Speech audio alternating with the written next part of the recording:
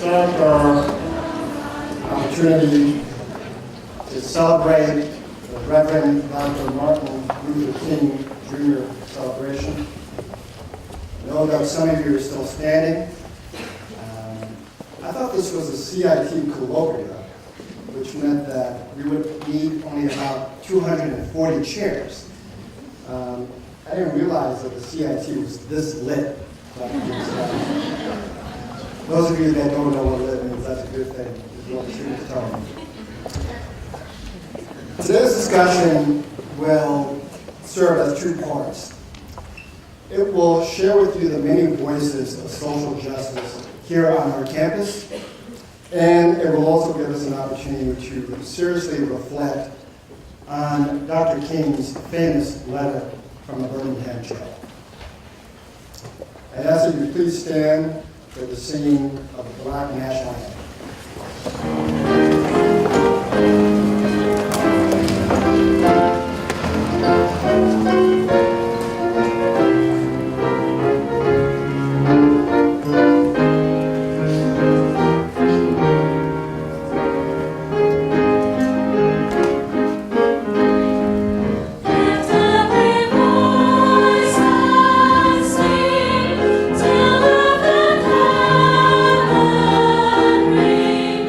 Till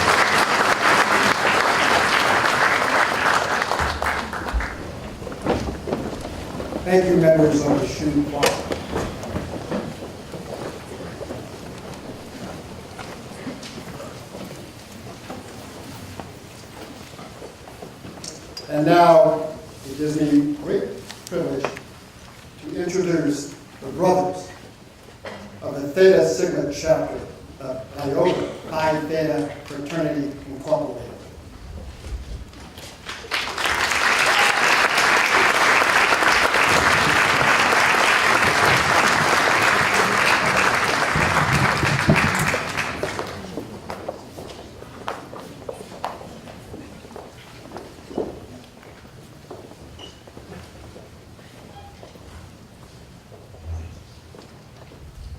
Need a little bit of room. How's everybody doing?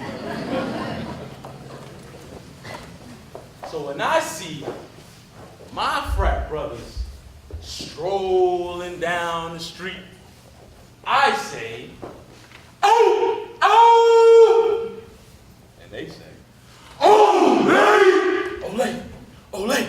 Ole! Ole! Ole! You didn't let me do it like this because I love never quits. It's just ole, ole, ole. We coming strong and tight, and you know we keep it up because I love 4 I 5. It's just ole, ole, ole. It's like, ooh, it's just as hype as it gets because I love never quits. It's like ole, ole, ole. We get hype, hype, ho, hey, we get smooth, smooth.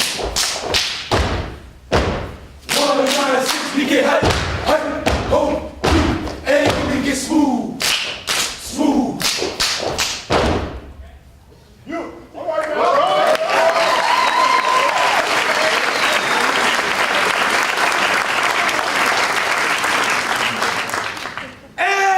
Everybody, who? I said, everybody. What? Everybody's talking that shh. You know. But nobody knows how the I-5 goes because everybody's talking that shh. You know, but nobody knows how the I-5 goes. Pop it, you roll in the middle. Pop it, you keep it inside. Pop it, you roll in the middle. Pop it, you keep it inside. The number, the 5, there is nothing greater than the IOT. The number, the 5, there is nothing greater than the IOT. Thank you.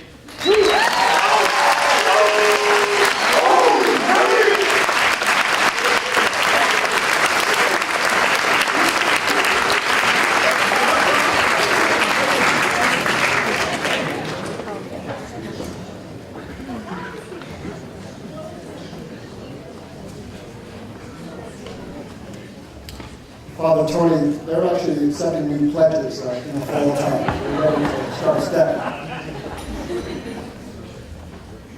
2 of our undergraduate scholars here at Sacred Heart University will now bless us with spoken word choices. May I present Ms. Ashley Souls and Mr. Henley Solomon Jr.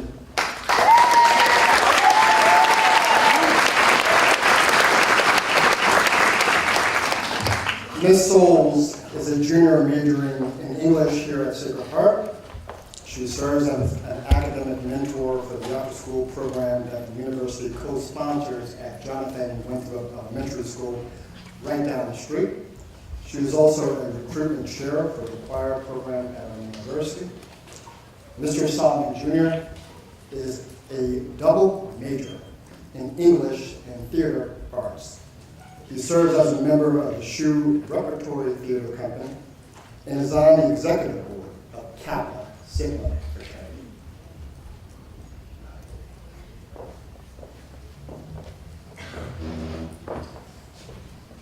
They stuffed me into a box and they named it Other. I guess they couldn't wrap their heads around the phrase check all and apply. Not yet, at least. It was as though I didn't quite fit the mold, so they had to come up with this new place just for me. The term felt foreign and impersonal. I was a floater with no definite answer to the question, who am I, besides I am me? I was everybody and nobody. In retrospect, the box was probably for statistical purposes, just them trying to take a tally, but it makes you wonder. Day in and day out, people are always being categorized and ostracized, thinking they don't measure up because of a label that seems bound to them. Though, when we start looking with our hearts and our eyes, change is born. Thank you.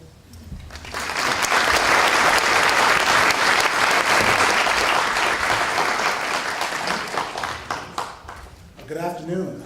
I just want to thank Mr. Kareem for this opportunity to honor the legacy of Dr. King by giving a brief reflection of his life, influencing his awe-inspiring words that ring and are so ever true to today. On this day, we recognize that it has been 50 years since the death of Dr. King, and when he declared on the eve of his death, we've got some long days ahead of us, but it doesn't matter with me now, because I've been to the mountaintop. We've got some long days. Lately, we as all a nation have been experiencing long days, days filled with violence, political rhetoric, arrogance, and hate. 50 years, a perfect time for us to look back and evaluate ourselves as to what has changed. How far have we come? Are we still fighting the same issues that men and women were fighting 50 years ago? Are all men given the opportunity of life, liberty, and the pursuit of happiness? What has changed? Go to the streets, look for yourself, and hear what they say.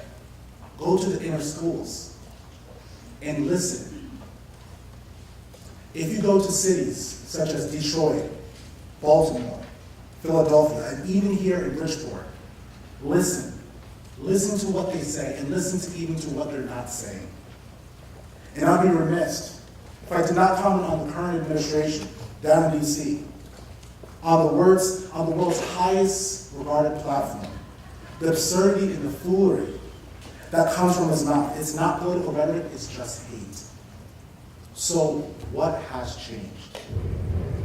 You see, we can hold as many conferences, book clubs, talk show interviews, and rallies to promote social justice, but after you put down the signs and you close the books, what do? You see, we only like to put humanitarian activists in our job descriptions when big traumatic events take place. We go from gunshots to gunshots, from prison doors to prison doors. But what are we doing before? Now, don't get me wrong, we should, take place in all these movements and all these rallies. But when only these things happen during traumatic events take place, what are you doing on any other day? Our obligation is to stand up for the everyday man. One of the core claims of the Catholic intellectual tradition is the dignity of the human person is inviolable, and the commitment to justice for the common good is necessary. We only seem to fight and stand up for one another when it's convenient for us. Dr. King said, in the end, we don't remember the words of our enemies, but we do remember the silence of our friends. Ask yourself, what were you doing when they kicked me down? What were you doing when they took away my home? What were you doing when they banned me from this country because of a travel ban? What were you doing? And where were you when I was weak and you were strong? Ladies and gentlemen, if now is not the right time to stand up for your neighbor, when is? One of the most famous parables by Jesus is the Good Samaritan. And we uphold this parable in our society not because the hero of the story was a politician, was not a noble council person or a clergyman. It was because it was an everyday man. You see, this everyday man went out of his way to care for someone who did not look like him and was not even a part of his own culture. He went outside of his comfort zone to care for this man, going the extra mile. We as a society have been fighting for the dignity of others within our comfort zone. And if it doesn't benefit us, we continue with our lives. We get a big chest and a great sense of pride when we sing the words, home of the brave. But where are the brave? I'm not talking about the ones on our nation's front fighting and sacrificing their lives for a country. I'm talking about the everyday man whose obligation is to their home to fight for justice and the necessity to fight for the common good. It does cost us to stand out. If it didn't, it would be easy. But if you look through history, we admire and we honor those that had something to give up. The Apostle Paul, Augustine, Dorothy Day, Mother Teresa, and even Martin Luther King. If I could sum up Dr. King's letter from a Birmingham jail in one word, I would say accountability. This is something that has been missing from our country in the last 50 years, holding one another accountable. In closing, I'll end with a short story. The children of Israel were in the wilderness and were hit by a plague. The plague moved quickly throughout the camp, harming and killing individuals. Moses, the leader, commanded that Aaron, the priest, take an incense to the altar and to make an intercession for the people of God. When Aaron arrived and he stood between those that were dead, which was 14,700, and those who were living, the plague ceased. In order for us to see change in our nation, we have to stand. Go out of your way to make someone's day a little brighter. It's time that we get over ourselves, and we stand. Stand up for one another. Stand up for those who are being and have been victimized. Stand up for those who are less fortunate than us. Even if it costs us something, stand. Thank you.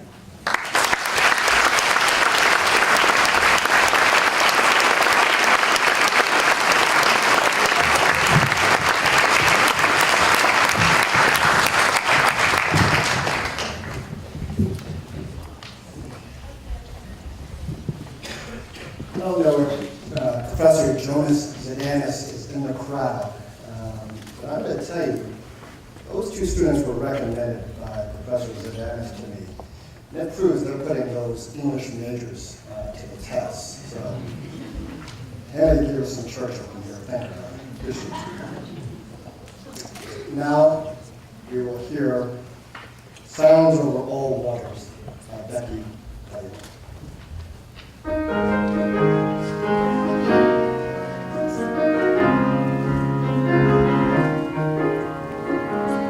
Sound over all waters, reach out from all ends, the chorus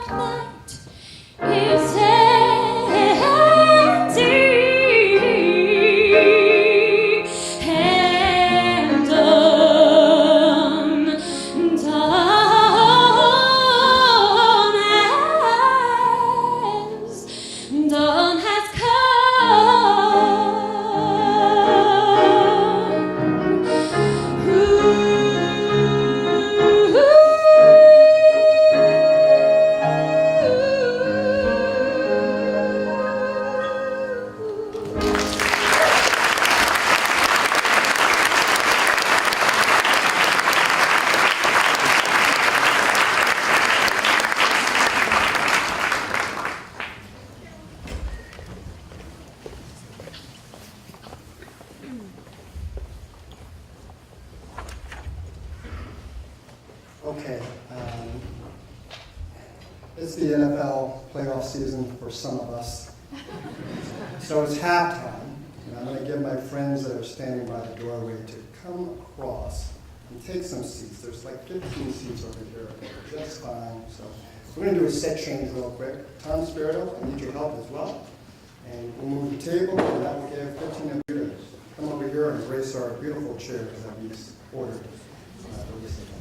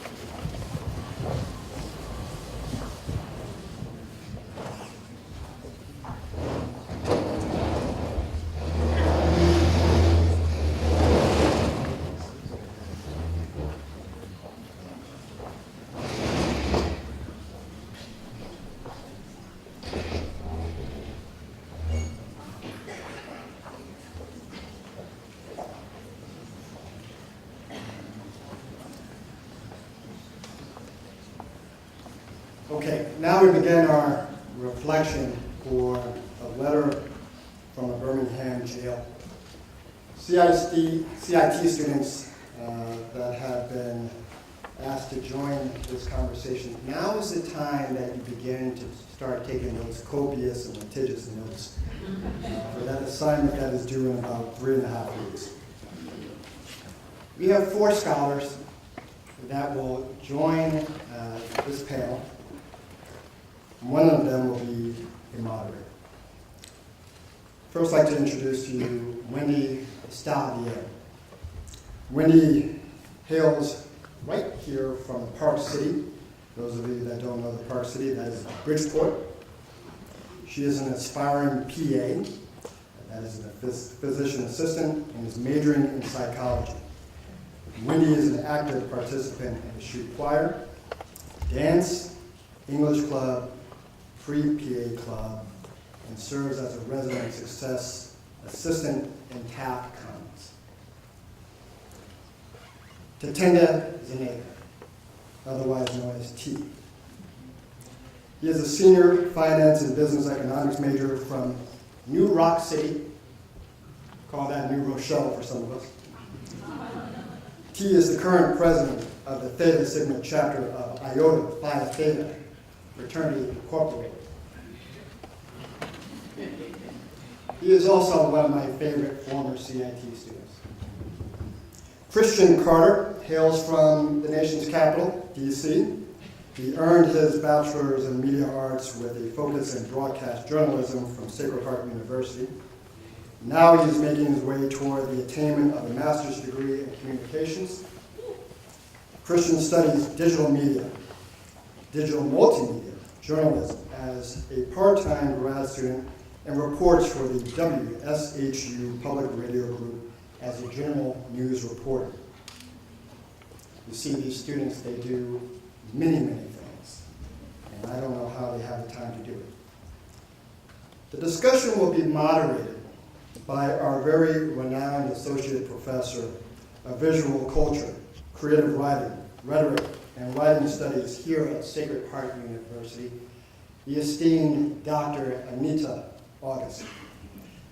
Dr. August earned her PhD in rhetoric and writing studies at the University of Texas, El Paso. Hook 'em horn, I see you, Devin.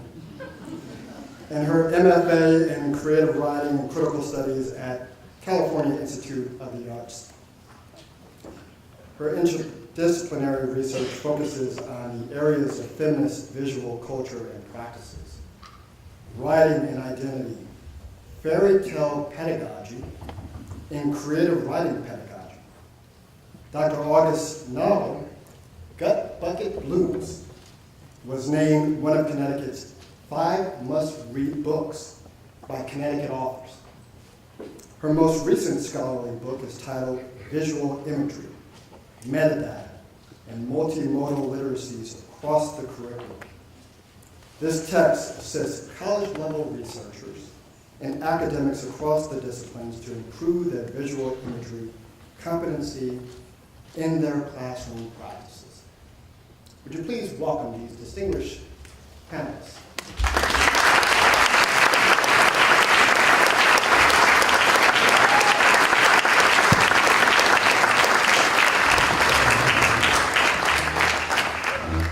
Hello, everyone. I'm Dr. August. As Kareem said, I really am going to just basically sit here and let the students talk, because this is really a celebration, I think, for students more. But I do want the students out there to realize that they're not having the same experience that everyone is. And you need to listen with empathy and love and care, because these are your cohorts, okay? So they may say some hard things. We are having a difficult conversation today, maybe. Doesn't have to be, but I think this nation, we're having a difficult conversation on a number of topics, right? And Dr. King would be very proud of us, and we should try not to disappoint his memory.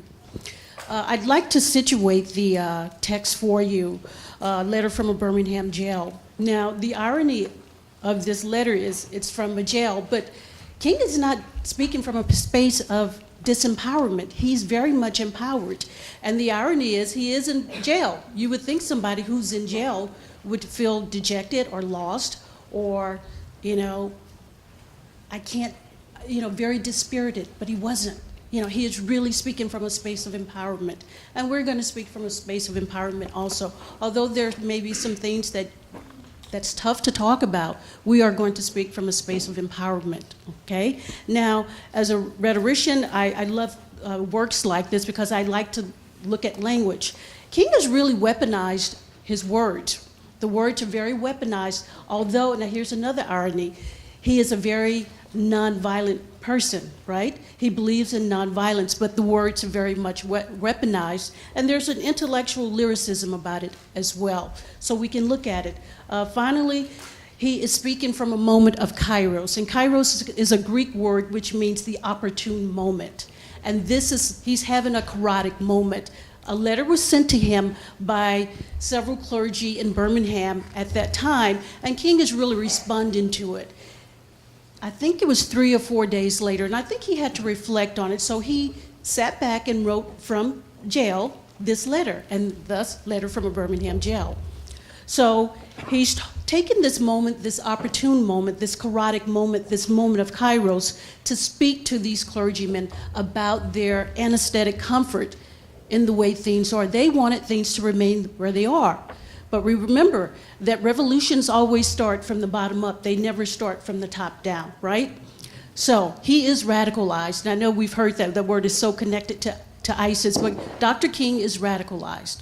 So he's weaponized his words. He's using this kairotic moment to speak to them and say, hey, you cannot remain in this anesthetic comfort. We've got to change. This country has to change. And it will start with Birmingham, okay?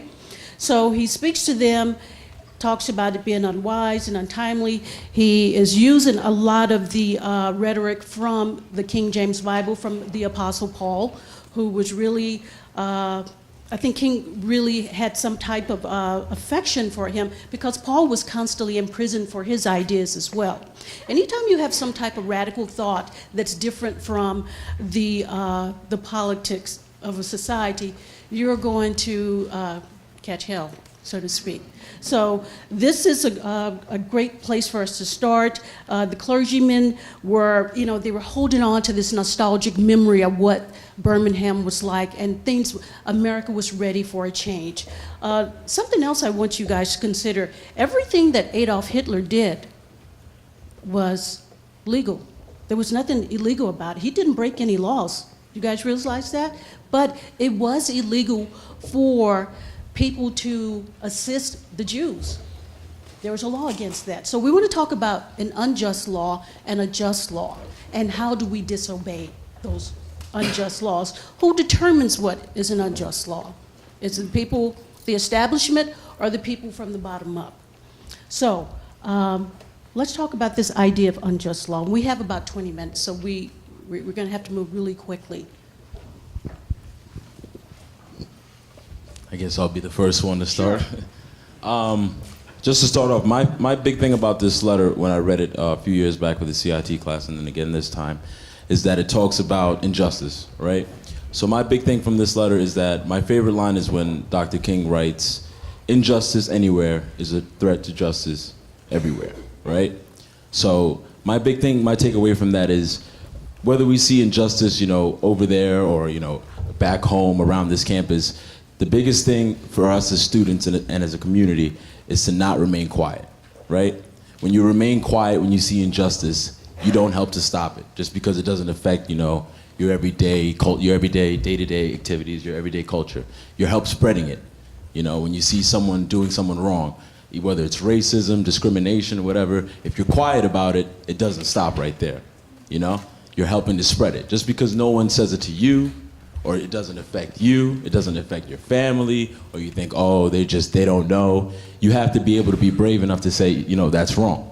You know what I mean? You have to be able to try to stop it. And it all begins with you looking into yourself to be able to be, to be able to stand up for others. If you read this letter, the 8 Alabama clergymen that originally wrote to Dr. King, they were saying that we don't want people from Atlanta, Georgia, coming to Birmingham, Alabama, telling us how to stop injustice. We don't want them telling us how to better our community. We'll figure it out ourselves. And Dr. King said, no. I represent all people, right? I'm not here just to speak for the Southern Christian leadership of Atlanta, Georgia. I'm here to speak for everywhere, right? Just the same way he said that the Apostle Paul wanted to spread the word of Jesus, right? He wants to spread the word, right? So that was my biggest takeaway from the letter. Ladies first. Like T, I saw the same thing.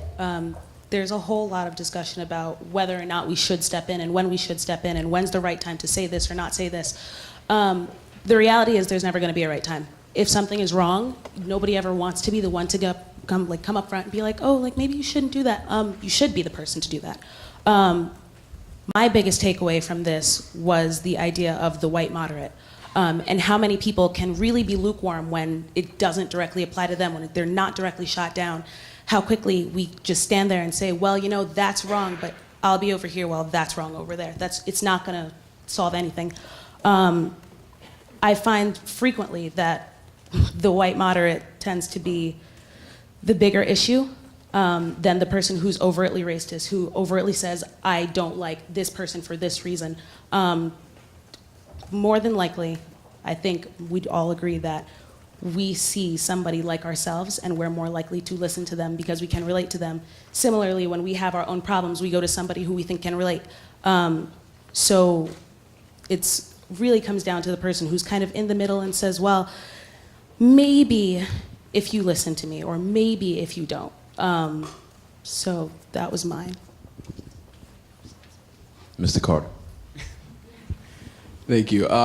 Yeah, I can actually just bounce off of the two of their comments because I agree with both of them. My biggest takeaway were the same themes and concepts that they were expressing in terms of the white moderate. Yes, it is bewildering. It is confusing for someone to say, okay, we're here, we hear, we listen, but nothing's really changing, So how can we, take those progressive steps towards change? That's a big question that was raised after I read this letter, is because when Dr. King explains his 4 steps towards a nonviolent campaign, that spoke out loudest to me.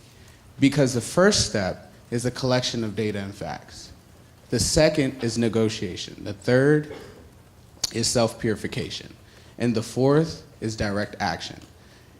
And what surprises me is the fact that later on, until I got to page 7 and 8, when Dr. King starts talking about, the reason why he's there is because he went through everything before and he was denied. And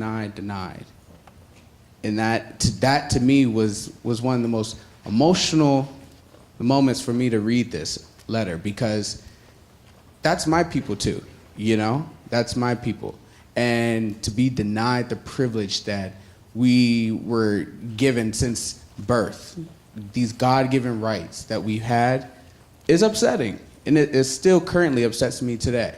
So I just want to let you guys know that aside from his steps and his campaign, what can we do right now, you know, dealing with what's going on in our society? What can we do right now and on Sacred Heart's campus to change and to be progressive and to be those leaders that we need to be and to be a unified community?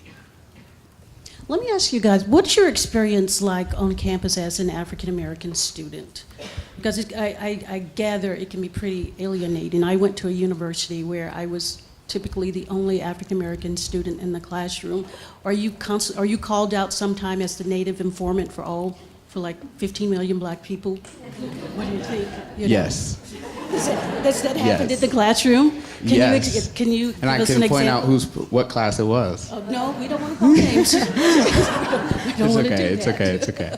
But tell us, because we do have a lot of professors here, and what does it make you feel like to answer the feelings for a nation, a group of people when you're just one person? You're the native informant.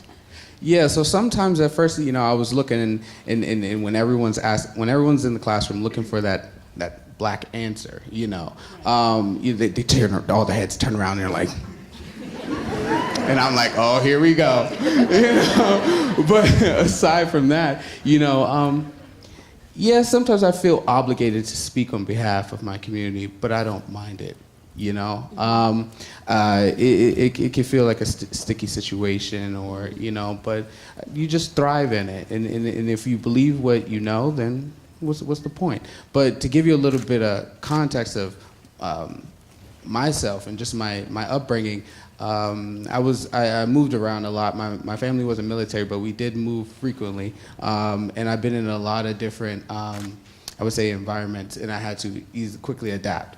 So coming to Sacred Heart, being an African American, it wasn't the biggest culture shock, but it was still a shock. As you can see, there's more white people in this room than there are blacks. So, you know, from there I have to, you know, adjust. But it's not the most challenging thing, nor is it frightening. It is more empowering than anything, because just like Dr. King said, you know, we have to, excuse me, and I don't want to quote him wrong and go on a tangent, so I'll just bypass that, but because I was getting there. But like I said, no, and just to close, yeah, it wasn't the biggest culture shock for myself, okay, but it was tough. Did either of you want to speak about that, or your experience here? I'm a finance and econ major, so you know, we're talking about numbers and stuff like that. We don't really talk about skin color and stuff. But I mean, you know, yeah, Sacred Heart is it's a predominantly white campus. You know, you'd love to see, you know, more minorities here. But my big thing is, you know, people just need to be more open. You know, you'd be surprised how much more similar, you know, you are than different. You know what I mean?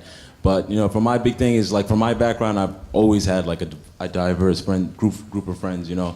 But, you know, my message that I would want to spread to people is, like, don't judge someone, you know, based off the color of their skin and think like, oh, you know, he might not like the same thing as me, or, you know, we might not be friends. Gender, we need to talk gender politics as well. Yeah, you know, they're a female, I'm a male, you know, we won't get along.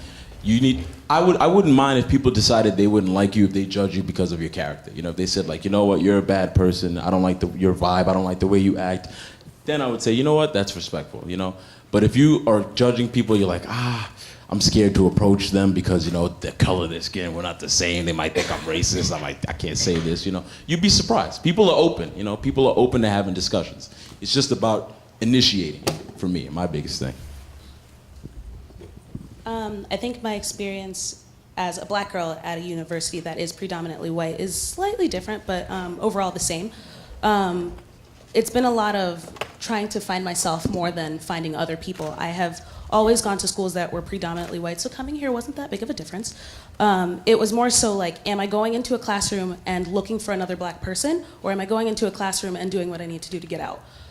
So that was the biggest thing for me. I've gotten to this point where I just ignore it just because I know it's going to happen, or I know that's what I'm going to encounter. But when it comes down to it, like, there is still that feeling of like being the other in the room.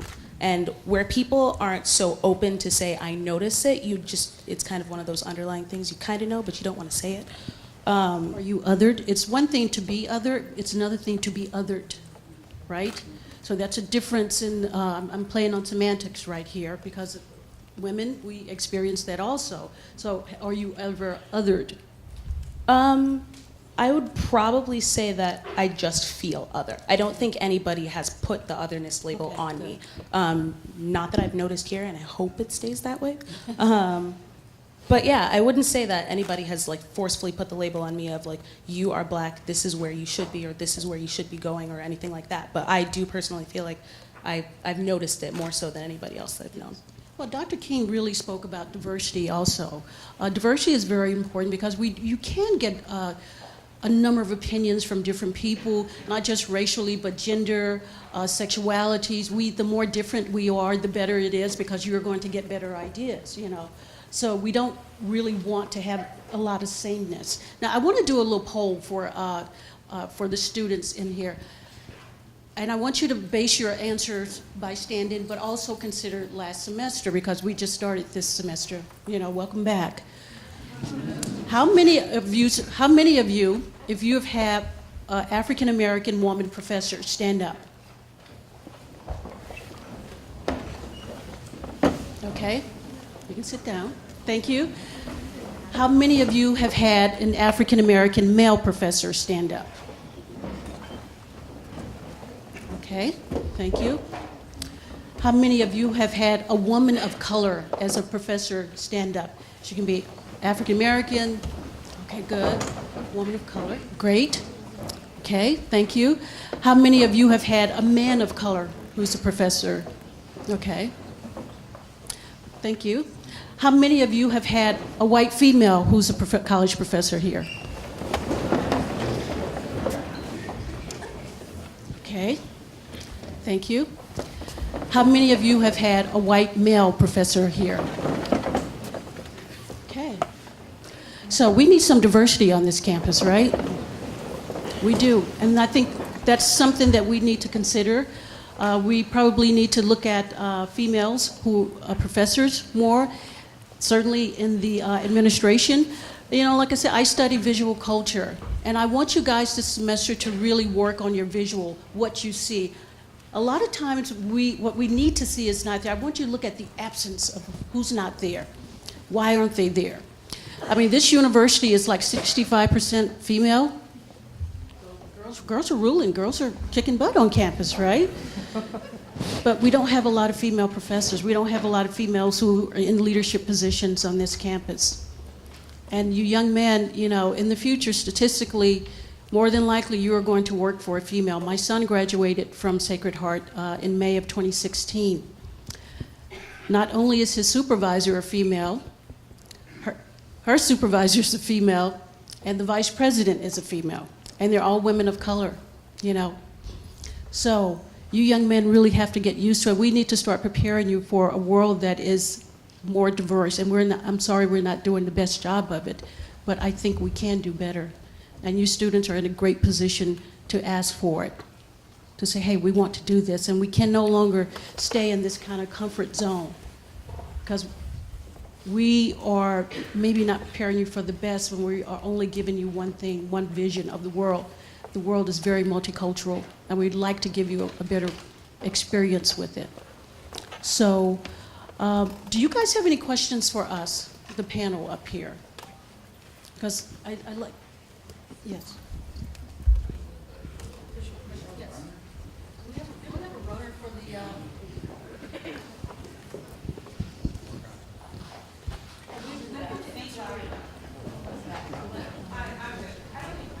I have a couple questions actually. How do you stand up for yourself when people make you feel guilty about standing up for your people? Do not feel guilty. If what you're saying is what you truly believe, nobody else is allowed to make you feel guilty about it. No one can stand in front of you and tell you that you are wrong for how you feel because you're allowed to feel that.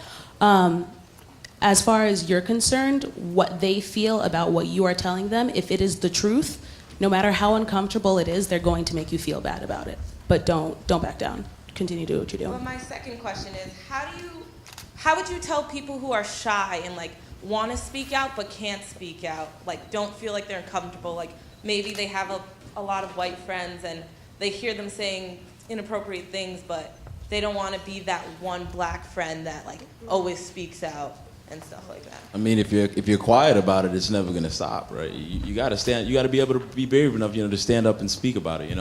My favorite, like something that I always say to, especially my frat brothers, is a closed mouth doesn't get fed. So you can't be afraid to speak out. Especially if you feel strongly about it. You're not wrong, right? Speak your mind. Can I ask one more question? Sorry, but when you feel like the other, do you feel like when you're in that situation, you should point out that you're black, or like do you feel like people notice it and they know it, but they're just not saying it? Hold on, can you Like when you feel like the other in a situation like this, I definitely feel like an other. So like, do you feel like we should talk about it? Do you feel like you as yourself as a black person should bring it up in a situation where you feel like you're starting to get uncomfortable, or you notice you're getting Well, I think that's part of the point of today's event and behind it is because we need to talk about it. This is the reason why we're up here, is to have this discussion, because we empathize just with you. You feel like the other, we felt it too. I'm in graduate school. I did my 4 years here, but I felt it more than once. So, I think that's the point of today's conversation, discussion. Yeah. Any other questions from the audience? I got a question. I think I'll talk loud, Okay. Yeah, I was just kind of curious about it. Why is there, like, in the 60s with Martin Luther King, Malcolm X, and a lot more, why is there no more black leaders in America who can galvanize a set of people around common ideals? That is a great question, because I ask myself that a lot, and especially with hip hop. I'm an avid hip hop music listener, and I think that even with those, I wouldn't necessarily call them leaders, but those that earn enough can make a difference, whether big or small. And I don't think it's as recognized. I don't think they're doing what they should be doing, their due diligence. So, yeah, I don't have an answer why there aren't as many black leaders in America and really trying to push the agenda of change and social justice. But there are some young ones. I can say that, and we're getting there. Yeah. I find it disappointing that you have to point to hip-hop people, because in the white community, nobody in the white community would recognize Eminem as somebody who speaks with authority.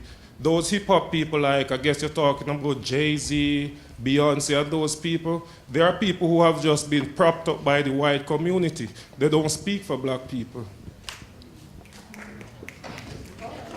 That is true. But realistically speaking, white people do have a lot more say in a lot of other places. They don't need that kind of background. They don't need the musicians to speak for them. The people that we have arguably in the highest amount of power are the people that we listen to, the people that we see on TV. That's why everybody gets so mad. The celebrities are taking over and saying this and saying that. Those are the people we listen to, because those are who we have representing us. Congress is not primarily black. Senate is not primarily black. Our own town legislature is not primarily black. We don't have those people speaking for us, but the people we do have speaking for us are, yes, the people who white people have propped up, but we have too. So we have to accept that responsibility, and we do have to speak for ourselves. We just don't have enough of that.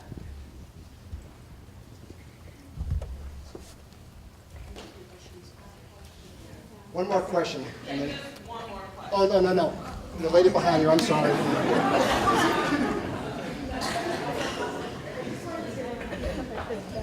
I just want to comment on what the last gentleman said. We have a slew of black leadership across this country. It might be decentralized, but we're there. Many people are doing great work on many different fronts. I would encourage everybody to visit rise.org and a number of organizations that you can simply Google and see. So it's absolutely not true that there is no black leadership. There's a slew of people, and even more than ever today, there are more people stepping up to the plate and have something to contribute and feel like activism is something they want to do in addition with their professional life, etc. Also, in terms of feeling like the other, I believe that a number of different people here may feel like the other. People are from different parts of the world, different cultures, different backgrounds, from north, from south, from east, from west, etc. And there's something in everybody where they want to belong. Not everybody feels like a family here. There's some, to some extent, people of different backgrounds feel otherish. And it is important to know that we need to help each other and work with each other to attain something better, and recognize in each other that we need sisterhood and brotherhood to get to a better place. So don't feel like you're alone. Focus on what you need to get in college. The point of being here is to get your degrees and get qualified so you can go and make meaningful contributions to this world and help your community and others that may not look like you. Since you don't want people who don't look like you to look at you a certain way, you should not look at others a certain way as well. We're trying to get to a greater good. We have to lead by example and do the same thing. That's it.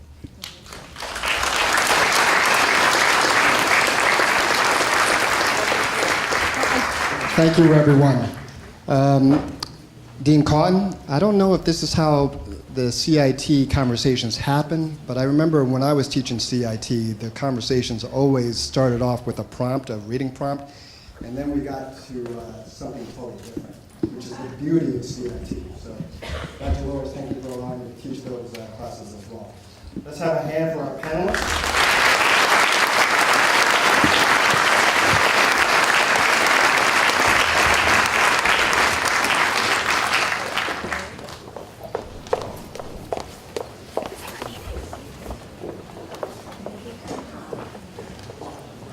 Good afternoon, everyone. My name is Diane Boyd, and I'm a graduate student here at Sacred Heart University studying speech-language pathology.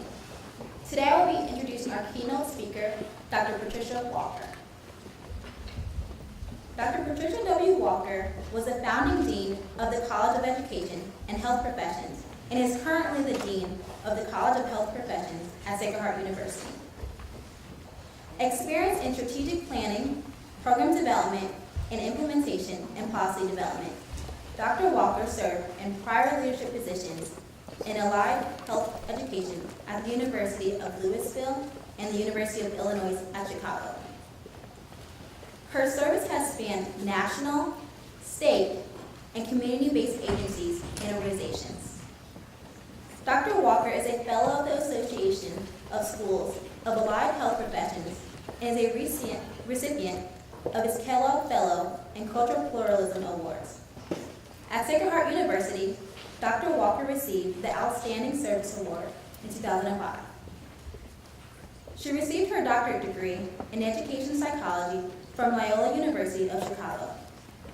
She completed her master's degree in education at Central Michigan University, the Bachelor of Science degree from the University of Illinois at Chicago in medical laboratory science, and completed graduate coursework in health systems at the University of Louisville. Her leadership development has included the Harvard Institute of Management and Leadership Education and the Brian Moore Summers Institute for Women in Higher Education Administration.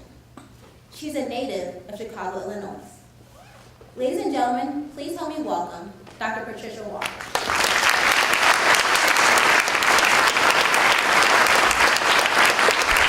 Thank you. Good afternoon. And also thank you, Dr. August and the distinguished panel for a wonderful presentation. I appreciate the opportunity to hear it. I am grateful for the opportunity to share some thoughts on Dr. King's letter from the Birmingham jail, why it's important for us today, and suggestions for action in the future. As I read again in preparation for today, it was humbling. After being thrown into jail with less than humane treatment, with probably few reference sources other than the Bible, Dr. King wrote a 9-page letter from his cell that is part of his legacy and is still relevant 55 years later. The letter from 8 clergymen in April 1963 criticized him for being an outside agitator. He was told to use negotiations, not demonstrations. He was told to be patient. He answered that he was invited to Birmingham because promises had been broken and the situation wasn't getting any better. He told them, we can't wait and his letter detailed all the reasons. Violence against blacks was rampant. Segregation was still being practiced despite laws against it. He told them blacks had been patient long enough, and he challenged them and their churches to join in the struggle for freedom. He said freedom is never voluntarily given by the oppressor, it must be demanded by the oppressed. He had a right to be angry at these clergy, but it seemed to me that the overall tone of Dr. King's letter was one of profound disappointment. He was disappointed that these men of the church were using their power to make excuses for racism instead of supporting nonviolent protest to bring light to the situation in Birmingham and pave the way for real change. He cited Catholic scholar St. Augustine and St. Thomas Aquinas as he spoke of the moral obligation to follow just laws and the same obligation to disobey unjust laws. I was a child living in Chicago in the 60s during the peak of the civil rights movement. Brave photojournalists and videographers recorded what was taking place in the South. I remember watching on TV, high school and college-age young people marching down the streets, riding on buses, and sitting in at lunch counters. Demonstrations that started as nonviolent often turned violent. Young freedom fighters riding on the buses were firebombed. Students marchers were beaten, washed down the streets with fire hoses, bitten by police dogs, and thrown into police vans. Students sitting at segregated lunch counters asking to be served were bullied, taunted, and humiliated. The nickname for Birmingham at this time was Birmingham, due to the frequent bombing of the homes of civil rights activists and their churches. Birmingham reached a new low in September 1963, the same year as Dr. King's letter, when members of the Ku Klux Klan bombed the 16th Street Baptist Church and 4 black girls were killed.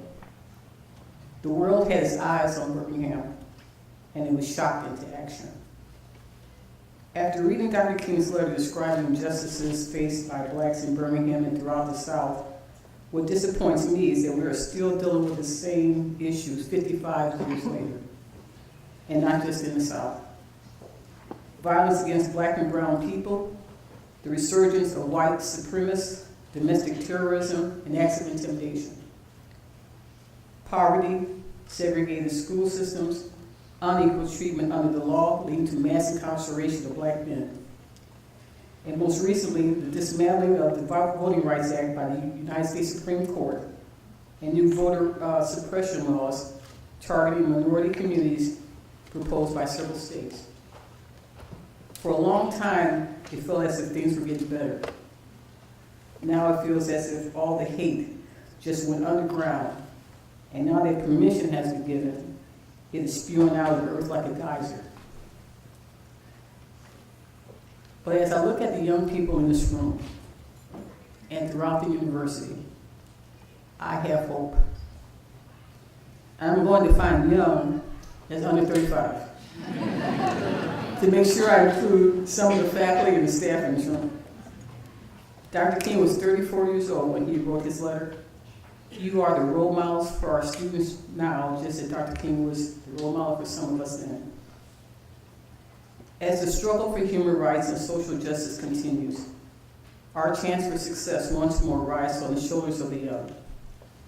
We see them again taken to the streets, bravely marching, demonstrating, videotaping, and streaming events live so that the world will know what's going on and be prodded once more into action. I have hope that some of you in this room today will also be brave enough to be a witness and to take action. If due to your faith or your conscience, you are interested in being a modern-day freedom fighter, what should you do to prepare yourself? To answer that question, I'm going to charge you to do 3 things. First, you have to stay aware of what's going on in the world around you, or using the modern translation, stay woke. As great as Snapchat, WhatsApp, Twitter, and Instagram are, they should not be your only source of information. I'm not asking you to give them up, but I'm asking you to complement them with one reliable source of information, one reliable mainstream news source. This could be the New York Times, the Washington Post, the Wall Street Journal. There are many to choose from. These, as with all media sources, have their biases, but they are far from being sources of fake news, and they can give you insight into complex issues of the day. The second thing I would ask you to do is to step outside your echo chamber. Ask yourself, when was the last time you had a substantive conversation with someone from a different race, gender, generation, ethnicity, or religion?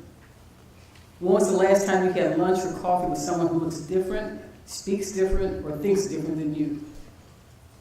If their answer is you don't remember or never, then I ask you to incorporate that into your weekly schedule. In Dr. King's letter, he states, "Shallow understanding from people of goodwill is more frustrating than absolute misunderstanding from people of ill will." The quickest way to understand the impact that everyday aggressions and everyday indifferences have on people who are marginalized, abused, or just plain forgotten is to understand their experiences and see the world through their lens, not yours. In my college's statement of its core values, there is a sentence that says, "Our graduates can neither teach, nor care for, nor serve people they do not understand." I'll add that you can't care about people that you do not understand. Understanding will lead to caring, and caring is what will lead you to want to work for change and make a difference. Social justice is a large umbrella with many issues beneath it. Most of the institutions in the U.S. will need to change in order to achieve social justice for all. So the third thing I'm going to ask you to do is to find your passion along the social justice continuum. When you find it, commit to it for the long haul. It could be reforms in the criminal justice system, environmental justice, economic justice, affordable housing, health disparities, or voting rights, just to name a few. Finding your passion, understanding who the other is, and being cognizant of the critical issues of today will allow you to answer for yourself questions you will be asking yourself throughout your experience at Sacred Heart. What does it mean for me to be human? What will it mean for me to live a life of meaning and purpose? In order to give you hope that change is possible, I want to give you just one recent example of how people who stay aware and stay involved can make a difference. In the recent election for the Senate seat in Alabama, Doug Jones won due in part to the unexpected turnout of black women voters. Most people will say it was due to the nature of his opponent. I think it was because black women in Alabama have long memories. In 1997, the FBI reopened the case of the bombing of the 16th Street Baptist Church in Birmingham. Doug Jones became a U.S. attorney in Alabama that same year. He brought charges against two men who were members of the Ku Klux Klan who were involved in the bombing and never brought to justice. Acting as a special prosecutor, he won convictions against both men. One man died in prison. The other came up for probation recently in 2016. Doug Jones showed up again as one of the people who testified to the parole board against his release. I think black women in Alabama came out to elect Doug Jones to prove black votes matter. I'll end with a quote that is usually attributed to Thomas Jefferson. "Eternal vigilance is the price of liberty." In other words, stay woke.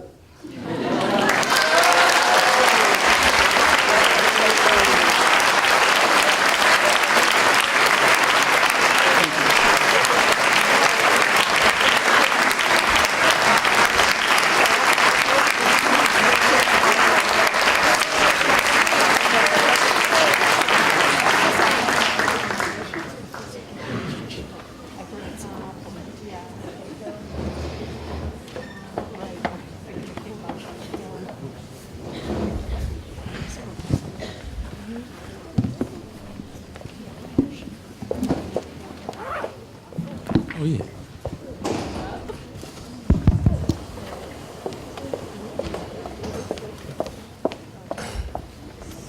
We just have one more thing for y'all before we get out of here. How you guys doing? Good?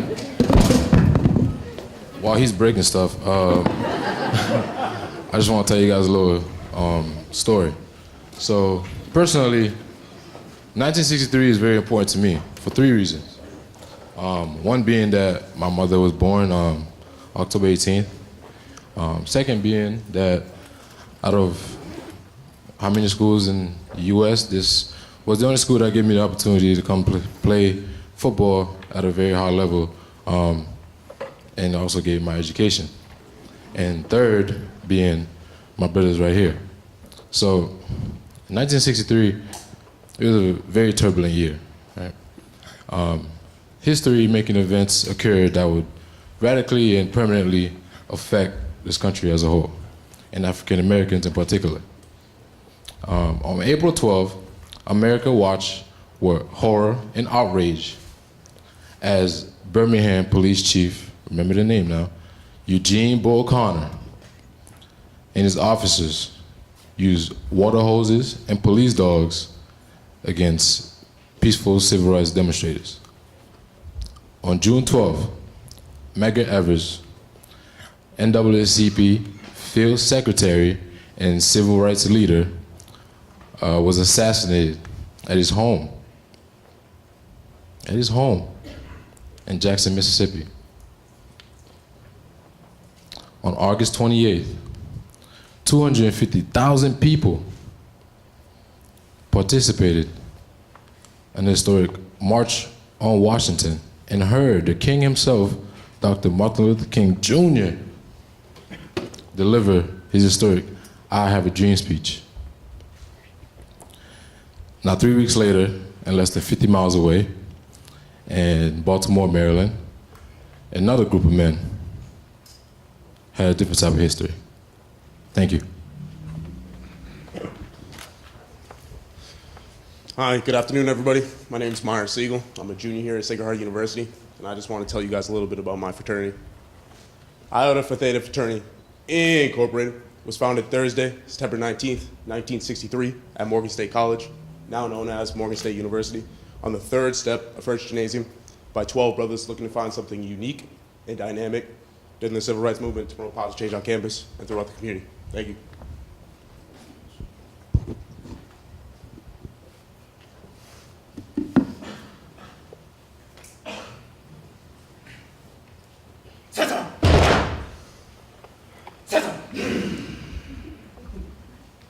Do you know what it takes to be an Iota man? Nah, they don't know. It takes blood. What? It takes sweat. What? It takes tears, big brother.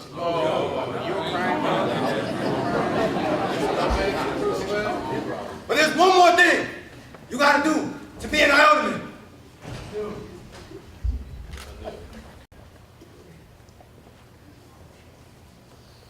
You got to get football to bed. To bed, I tell you, got to bed.